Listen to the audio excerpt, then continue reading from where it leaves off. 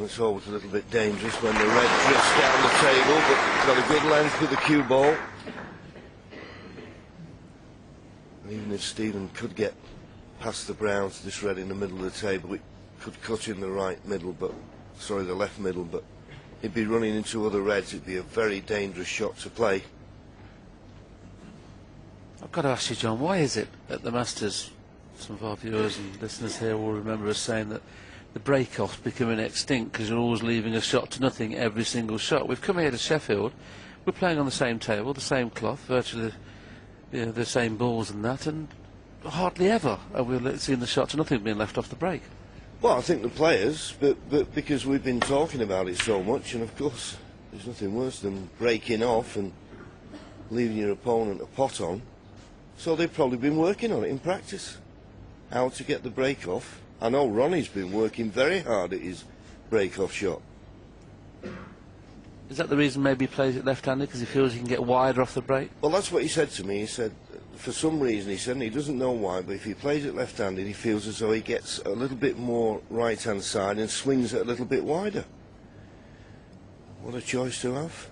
Stephen's forced to take this on here. This is dangerous. Couldn't see a safety. He knew it was risky. But sometimes you're just forced into playing the pot.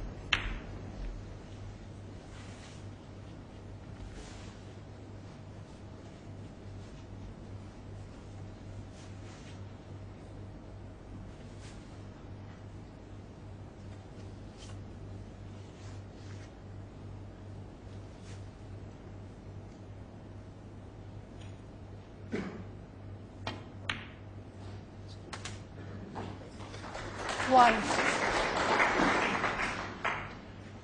Well, Stephen, as John mentioned, was forced into playing that pot, and you know that if you give Ronnie half a sniff the way he's playing this morning, he's going to score heavily. Every frame this morning he's scored 40 or above. That's been his lowest break, 44 in frame 10. Everything else has been 93, 87, 57. How many will he get here? 4.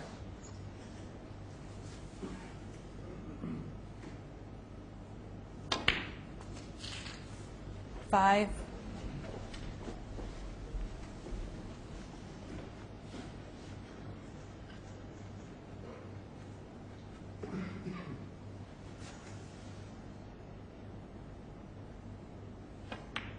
'Couldn't get into the main bunch there, but full ball contact was always going to leave in the bottom red. He's got the full ball contact. 12. Because he's now getting rid of this red, going into the bunch now is not really 13. advantageous, so he'll be playing for a loose one.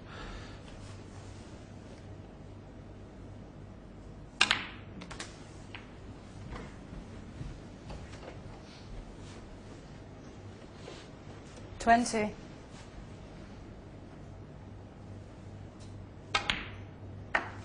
21.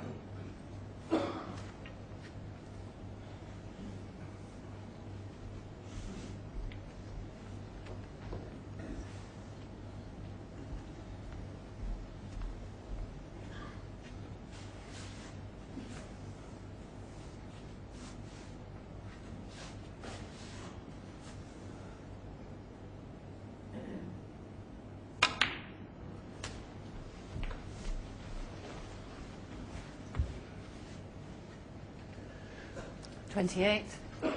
Now, what sort of an angle has he got? Well, he's playing bottom and follow through, so back for the black.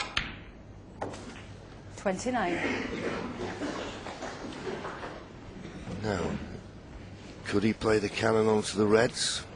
Just got to avoid the red near the top cushion, or just play for another loose one. That's what he's doing. Always had to 36. judge the pace well there, because it wasn't obvious the red, but he's nicely on this, up for the blue. 37.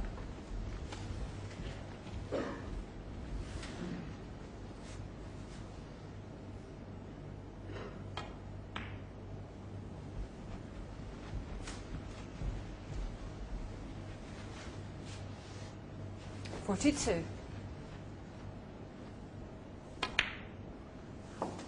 43. That's exactly where he didn't want to finish. That's why he's taking the pink now, because he can't get onto that red. Playing the pink, of course, means that red's going to be available that's loose. This is the key shot now, the next one. Position on 3/4 ball pink into the middle to open the reds, or half ball black to go into them from one cushion into the reds. Just coming around to look whether the value is to play the 3/4 ball pink. From this instance, I think that's the best value, because you'd be pushing a red over the left-hand corner and possibly over the right-hand corner if you play the pink 3/4 ball. So you've got to look at these kind of things, where the reds are being pushed to. That's the reason he's left the 3/4 ball pink. So the one on the extreme left of the bunch will be pushed towards the left, and he'll be hoping he pushes one over the right as well. Not worked. He may have the top one. Didn't quite have the angle he wanted to. Just keep an eye on them. Just got him. I thought that red had slowed down. He probably hit it a fraction hard. Yeah, and he could have done with it in the join of the two reds rather than just the one red. And he had to put a bit of backspin so that the cue ball didn't stick on the red, but I think he's got one to the left corner. There you see it. 57. Not far from the winning line in another frame.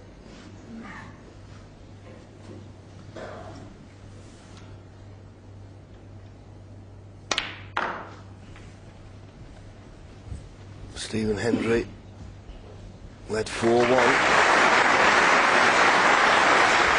61. Could be 8 in a row. Has he got an angle on this red? Just enough. 62. And just slotting them in as though they're over the pocket. That was a difficult shot made to look ridiculously easy.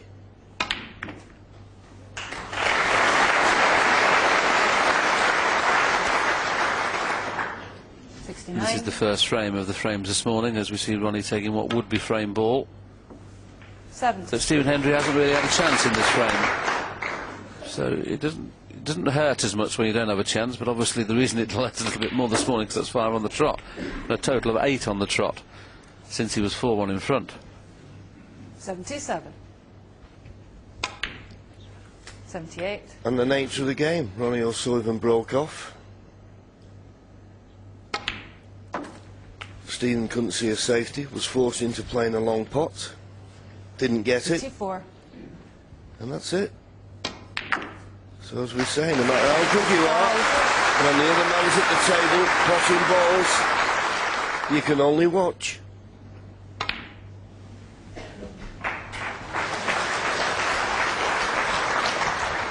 This is the one that Stephen couldn't see a safety. 90.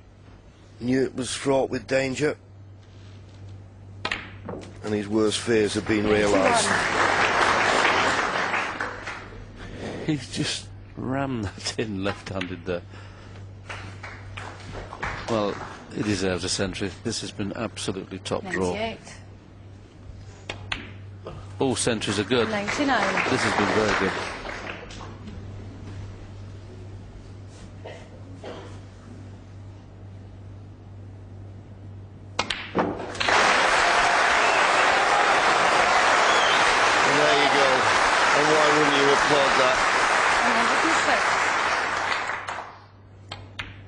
His 8th century 108. of the tournament.